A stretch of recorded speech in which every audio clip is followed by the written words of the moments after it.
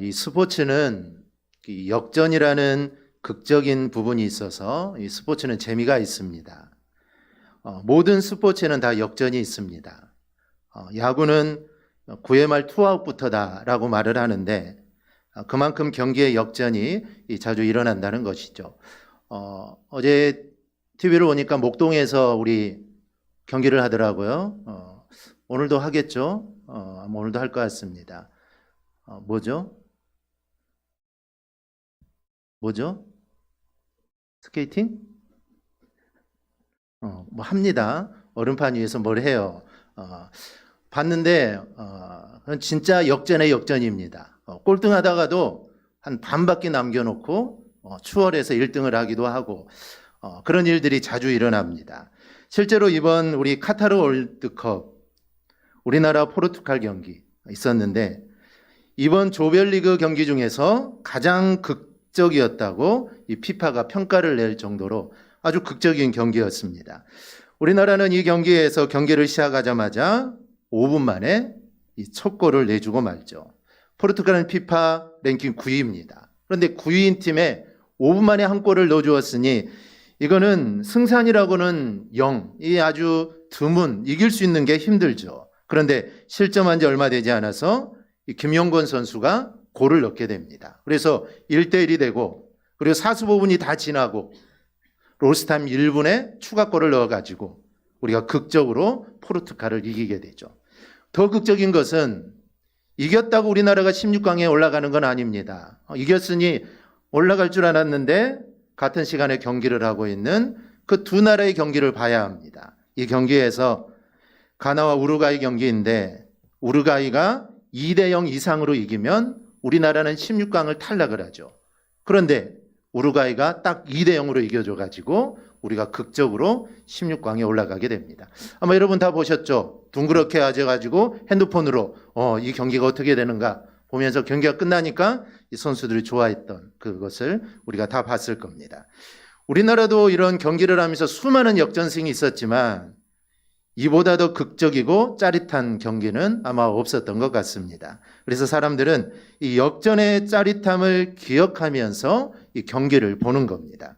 그런데 우리나라의 극적인 16강 진출보다 더 짜릿하고 놀라운 것이 바로 우리의 인생입니다. 인생을 의미 없이 살다가 정말 한순간에 인생이 뒤바뀐 사람들이 참 많습니다. 이 뒤바뀐 인생 역전이 진정한 인생의 승리입니다. 어떤 사람은 야구와 같이 인생도 9회 말 투아웃부터라고 말을 합니다. 9회 말 투아웃이라면 이제 끝났다고 볼 수 있습니다. 뭐 역전이 가능하죠. 그렇지만 매번 역전하는 건 아닙니다. 쉽지 않다는 것이죠. 그런데 그 순간에 좌절하지 않고 포기하지 않으면 다시 시작할 수가 있습니다. 즉 역전의 발판을 마련할 수가 있죠. 헬렌 켈러가 이런 글을 쓴 적이 있습니다. 우리가 최선을 다할 때 어떤 기적이 우리 인생 또 다른 사람의 인생에 일어날지 알 수 없다. 우리의 앞날을 우리는 알 수가 없습니다. 지금 내가 실패했다고 해서 계속 실패하는 건 아니죠. 내가 지금 성공했다고 해서 뭐 그 인생이 계속 성공하는 건 아닙니다. 어떤 계기로 어떤 사건으로 인해 우리의 인생이 달라질지 우리는 알 수가 없습니다. 이 성경을 보면 이런 사람들로 가득 차 있습니다. 예를 들어 베드로는 한낮 어부에 불과했습니다.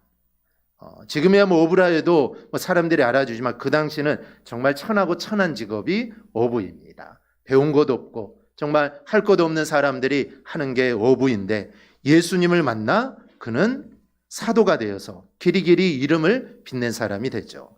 모세도 마찬가지입니다. 모세는 태어나자마자 버려진 아이였는데 애국 공주에게 발견이 되어서 그는 왕자가 됩니다.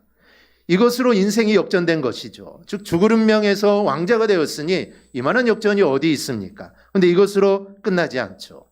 애굽 사람을 죽였다가 그는 미디안으로 도망가서 또 한번 인생이 뒤집어집니다. 한순간에 왕자였다가 이제 도망자 신세로 양치는 목동이 되죠. 하지만 그의 인생은 여기서 끝나지 않습니다. 하나님이 그를 부르셔서 이스라엘을 출애굽시키는 위대한 지도자로 그를 삼으십니다. 하나님을 만나지 않았다면 아마 그는 평생 동안 양을 치는 목자로 살았겠지만 그가 하나님을 만나 역전의 주인공이 됩니다. 아브라함도 75년 동안 자식도 없이 쓸쓸하게 살던 노인이었습니다.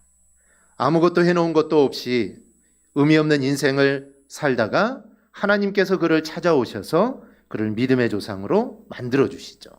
바울은 더 그렇습니다.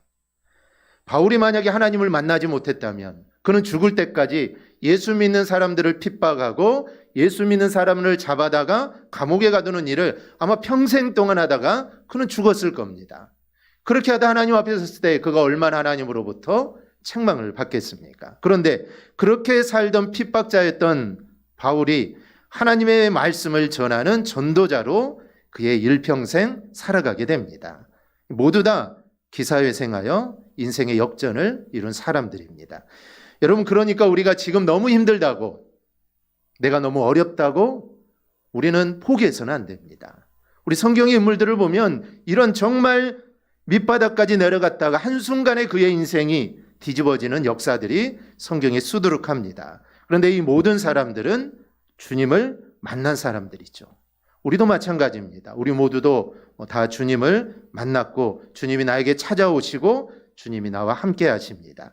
주님이 함께 하시면 인생은 달라질 수 있습니다. 9회 말 투아웃이어도 이제 경기는 곧 끝나고 이제 모든 게 실패로 돌아가는 그 순간이어도 그 순간에 주님이 나에게 오시면 우리의 인생은 역전될 수 있습니다.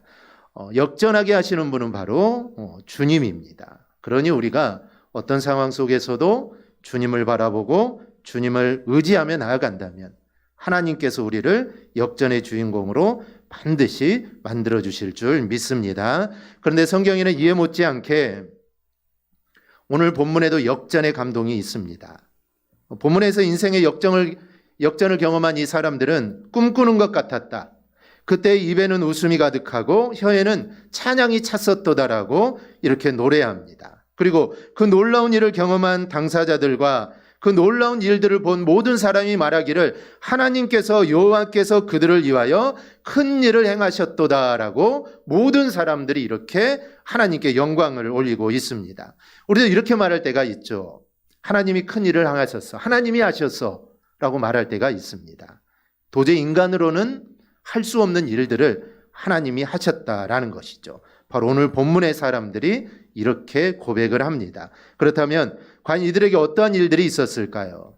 먼저는 이스라엘의 회복입니다. 이 본문의 배경은 바벨론 포로 생활을 하다가 이제 그들이 고향으로 돌아와서 주님의 은혜를 경험하고 기록한 시가 오늘 시편입니다. 그들은 포로 생활을 하다가 고국 이스라엘로 돌아왔지만 고국의 삶은 이게 평탄하지가 않습니다. 70년 동안 모든 걸 놔두고 갔다가 왔으니 이게 고국의 땅이나 집들이 온전할 리가 없죠. 예루살렘 성벽을 쌓아야 되는데 이 성벽을 쌓는데도 사람들이 얼마나 방해가 극심하는지 모릅니다. 먹고 사는 것은 더 문제입니다.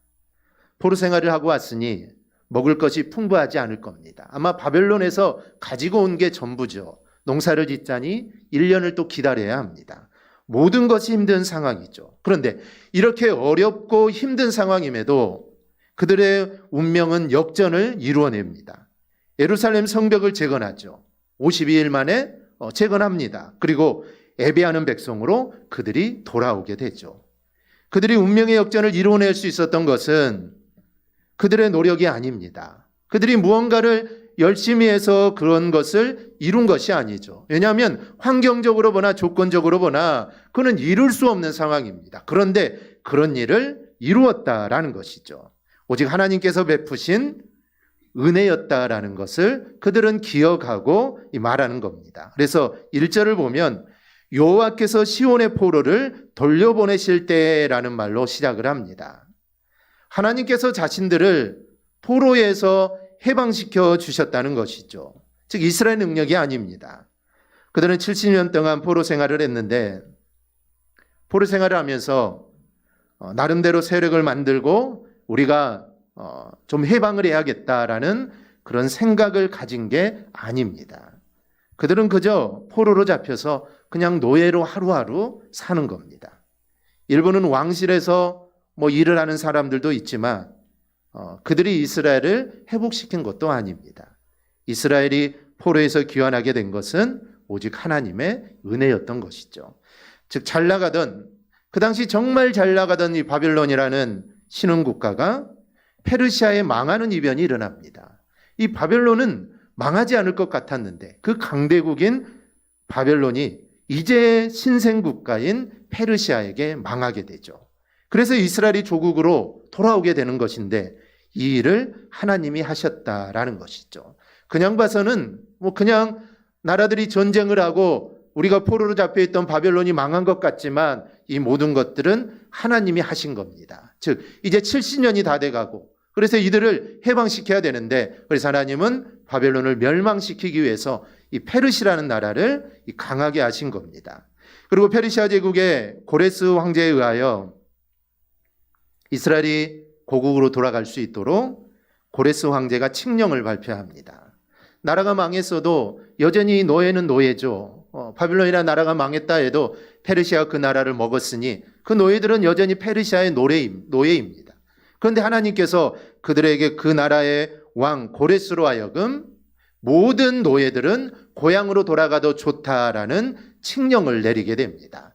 이 칙령에는 이스라엘 백성뿐만 아니라 모든 노예들이 포함되어 있는 겁니다. 그러니 한순간에 그 나라의 모든 노예들이 사라지는 것이죠. 그런데 이 일을 황제가 칙령으로 내리게 됩니다. 그야말로 이것은 인생 역전이고 하나님께서 그 일을 하셨다라는 것이죠. 어찌 보면 천재기벽과 같죠. 인생 역전이 일어난 겁니다. 이스라엘은 한 일이 하나도 없습니다. 하나님과 이스라엘의 합작품도 아닙니다. 오직 하나님의 은혜로 모든 것들이 이루어졌죠. 그래서 오늘 이스라엘 사람들은 꿈꾸는 것 같다라는 것이죠. 어떤 징조를 보이고 이제 우리가 포로로 끌려 나가기 전에 한 며칠 남았다, 조금만 참자가 아니라 어느 한순간에 그들은 해방을 맞이합니다. 그러니 이게 마치 꿈과 같다라는 것이죠. 기대조차 할 수 없었는데, 기대조차 하지 않았는데 이 일이 이루어지니 마치 꿈과 같다라는 것이죠. 그 놀라운 일이 꿈이 아니고 바로 현실이 됩니다. 그래서 그들은 현실에서 이루어진 사실을 확인하고는 기쁨을 표현하죠. 입에는 웃음이 가득했다.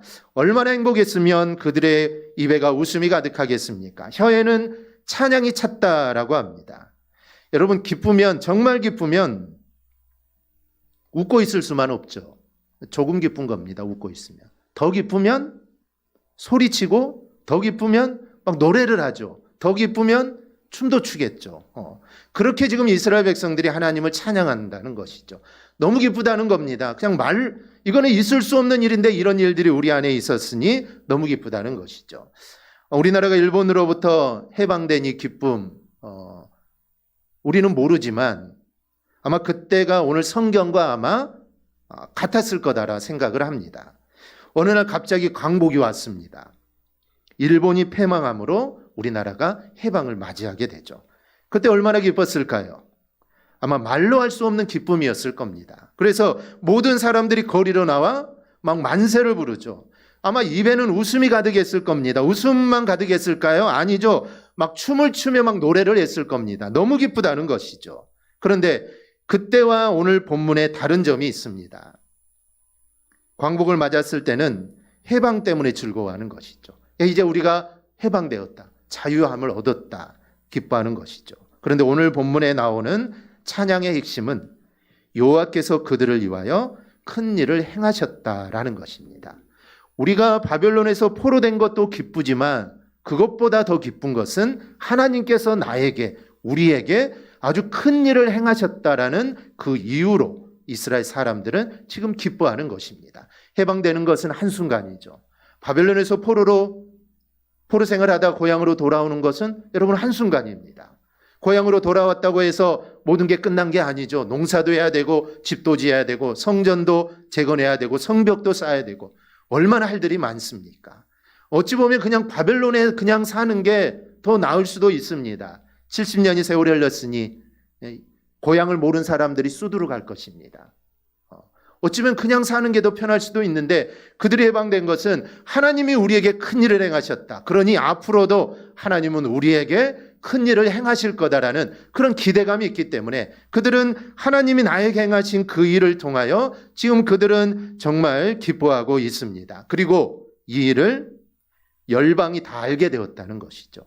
그러니까 우리만 기뻐하고 우리만 즐거워하는 것이 아니라 우리가 해방되는 이 놀라운 일이 우리뿐만 아니라 그 주변의 모든 나라들이 알게 되었다. 즉 하나님이 그 일을 하셨다는 것을 알게 되었다라는 것이죠. 마치 이스라엘이 출애굽하여서 가나안에 들어가는 여정 중에 일어나는 모든 일들, 홍해가 갈라지고 만나 메추라기가 내리고 반석에서 물이 나고 전쟁하기만 하면 이기고 이런 모든 일이 가나안 족속들이 다 알고 있었습니다.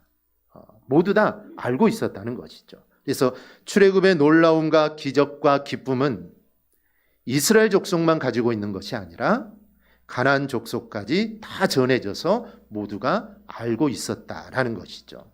지금 바벨론에 포로되었던 포로민이고 종들이었던 자신들이 아무 힘도 없는 노예들이었는데 한순간 해방되어 조국으로 돌아온 것, 이게 얼마나 큰 기적이었는지 모든 열방들이 알게 되었고 이 일은 하나님이 하셨다라는 것이죠. 그래서 여호와께서 큰 일을 행하셨다라는 사실을 3절에서 다시 한번 반복을 합니다. 이거는 단순한 반복이 아니라 이것이 핵심이기 때문에 반복하는 것이죠. 즉 해방된 게 중요한 게 아니라 하나님께서 우리에게 큰 일을 행하셨다.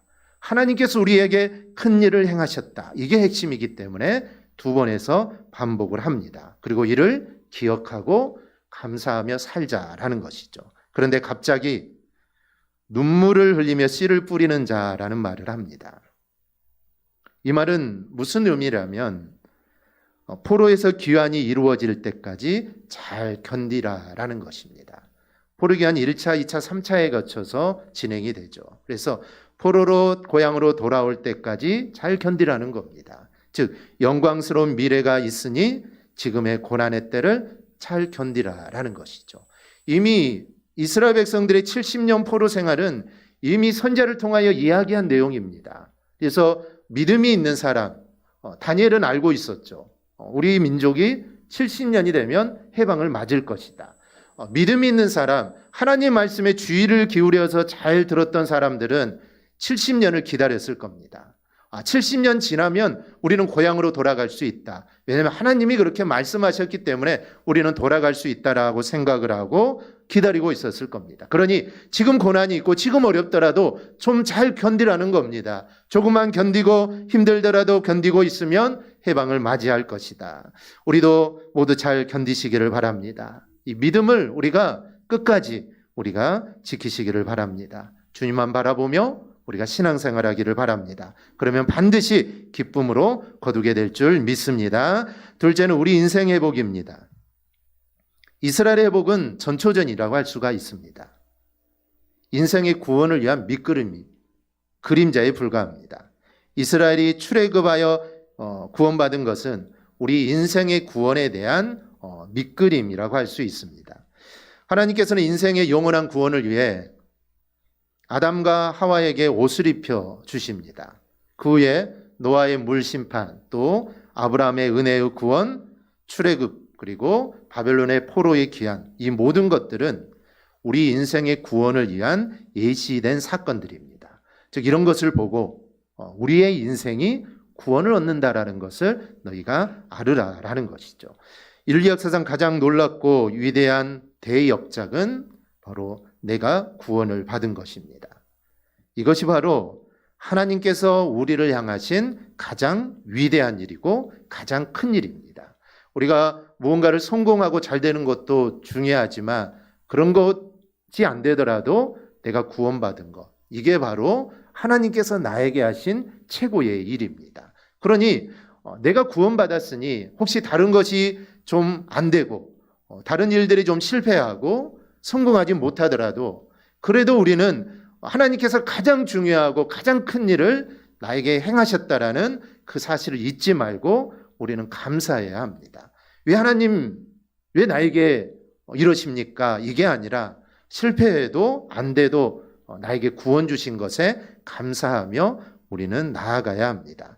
그 일을 위하여 하나님께서는 천지 창조 전부터 계획하시죠. 그 계획하신 일이 바로 성자 하나님을 인간으로 이 땅에 보내시는 겁니다. 그거는 창세전에 계획하신 겁니다. 우리 인간이 생기기도 전에, 아담과 하와가 생기기도 전이고 이 세상을 창조하기도 전에 하나님은 미리 계획하십니다. 본인인 나를 이 땅에 내가 인간으로 내가 보내겠다. 그래서 인간으로 오셔서 인간의 모든 죄를 짊어지고 십자가를 지시는 일, 이걸 하나님은 계획하신 것이죠. 여러분의 인생에서 가장 큰 일이 무엇입니까? 결혼한 일일 수도 있고 아니면 내 집을 장만하는 일일 수도 있습니다. 하지만 그런 일들이 큰 일이지만 생명과 바꿀 수 있는 것은 아닙니다.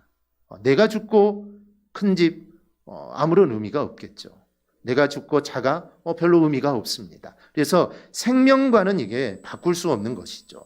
인생에서 가장 큰 일은 죽어야 하는 우리가 생명이 영원히 사는 것, 이게 바로 우리의 인생에서 가장 큰 일입니다. 그런데 이 일은 나의 노력으로 된 것이 절대로 아닙니다. 아무것도 한 것이 없는데 우리는 죽어서 지옥에 가야 하는데 갑자기 영원한 천국에서 하나님의 자녀로 사는 기적이 한순간에 이루어진 겁니다. 내가 노력해서 한 것이 아니라 그냥 하나님이 해주신 것이죠. 그래서 한순간에 우리의 영혼이 죽어서 지옥 가는 영혼이 이제 천국에서 영원하도록 사는 삶을 살게 되는 사람으로 우리가 바뀐 겁니다. 그래서 이 일을 하나님께서 하셨다는 것이죠. 이 3절을 보면 여호와께서 우리를 위하여 큰 일을 행하셨으니 우리는 기쁘도다. 여호와께서 행하신 가장 큰 일, 가장 위대한 일, 그는 예수 그리스도를 이 땅에 보내주신 겁니다. 그리고 주님은 이 땅에 오셔서 십자가에 못 박히셔서 죽으시죠. 죄가 없는데 죽으십니다. 우리를 위해서 아무 말 없이 어린 양처럼 묵묵히 십자가를 받아들이죠. 그래서 죽으십니다. 그런데 십자가의 죽으심으로 끝난 게 아니죠. 십자가의 죽으심으로 끝났다면 인생 역전이 일어날 수 없습니다. 그런데 우리 주님은 말씀하신 대로 사흘 만에 다시 살아나시게 되죠. 이게 바로 기가 막힌 역전입니다. 이거보다 더 큰 역전이 어디 있겠습니까? 죽은 사람이 살아나는 것. 이거는 구의 말 투아웃에 역전하는 것은 세 발의 피죠. 그건 가끔 일어날 수 있죠. 그런데 죽은 자가 살아나는 것은 이거는 일어날 수 없는 일입니다. 아무도 할 수 없는 일이죠. 그리고 이 역전으로 우리는 하나님의 자녀가 된 겁니다. 그래서 우리도 이스라엘 백성들처럼 이게 꿈인가 생신가 놀라며 우리도 하나님을 찬양해야 하는 것입니다. 우리의 입술로 웃으면서 입술이 부족하다면 박수로, 박수가 부족하다면 춤으로 하나님을 찬양하는 겁니다. 내가 이렇게 기쁘다는 것을 표현하는 것이죠. 그냥 입술로만 찬양하는 것보다는 박수치며 율동하며 찬양하면은 우리의 기쁨이 더 충만하게 나타나는 것입니다. 우리 인생의 가장 놀라운 일은 예수를 만난 일이고 우리가 하나님의 자녀가 된 일입니다. 지옥 가는 인생이 천국의 인생으로 뒤바뀐 것이 우리 인생에서 가장 놀라운 일입니다. 그런데 구원받은 성도는 그게 전부가 아닙니다. 이 땅에서의 삶이 있어야 합니다. 주님께서 오실 때까지, 우리가 천국에 갈 때까지 이 땅에서의 삶이 있습니다. 우리가 구원받았다고 해서 바로 천국에 가는 건 아니죠. 이 땅의 생명이 다 돼야 천국에 갑니다. 그러니 내가 구원받았지만 이 땅의 삶이 아직 남아있다는 것이죠. 그렇다면 이 땅에 사는 동안 우리는 어떤 삶을 어떻게 살아야 할까요? 우리는 이 세상에 사는 동안에 눈물의 씨를 뿌려야 합니다.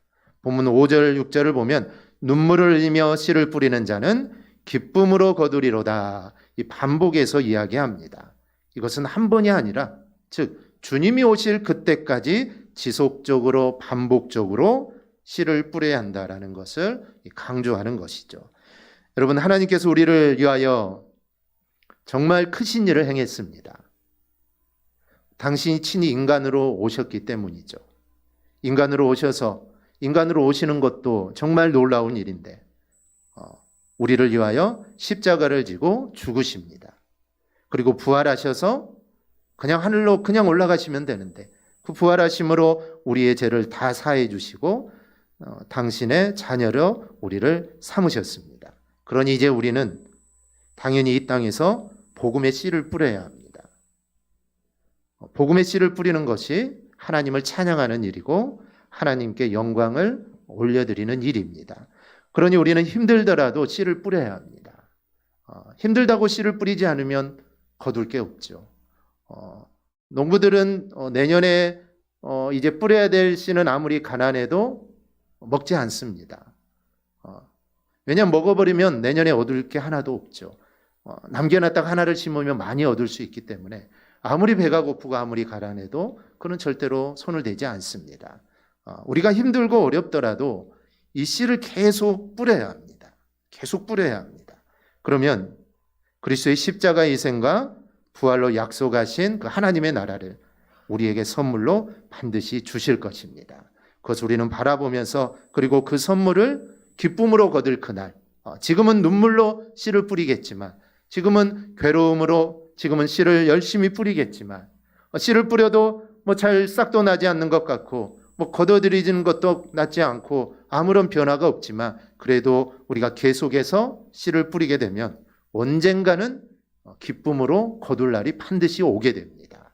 그래서 복음의 씨를 계속 뿌려야 합니다. 남편에게도 뿌리고 아내에게도 뿌리고 자녀들에게 우리 가족들에게 주변에 있는 사람들에게 계속 뿌려야 합니다. 씨 뿌리는 거 누가 뭐라 할까요? 그냥 뿌리세요. 막 뿌리면 됩니다. 그러면 하나님은 언젠가는 거두게 하신다라는 것이죠. 그것을 우리는 믿고 바라보면서 복음의 씨를 뿌려야 합니다. 그러면 반드시 기쁨으로 거둘 날이 우리에게 온다라는 사실을 기억하고 그날을 바라보며 사는 우리 모두가 되기를 주님의 이름으로 축원합니다. 아멘. 기도하겠습니다.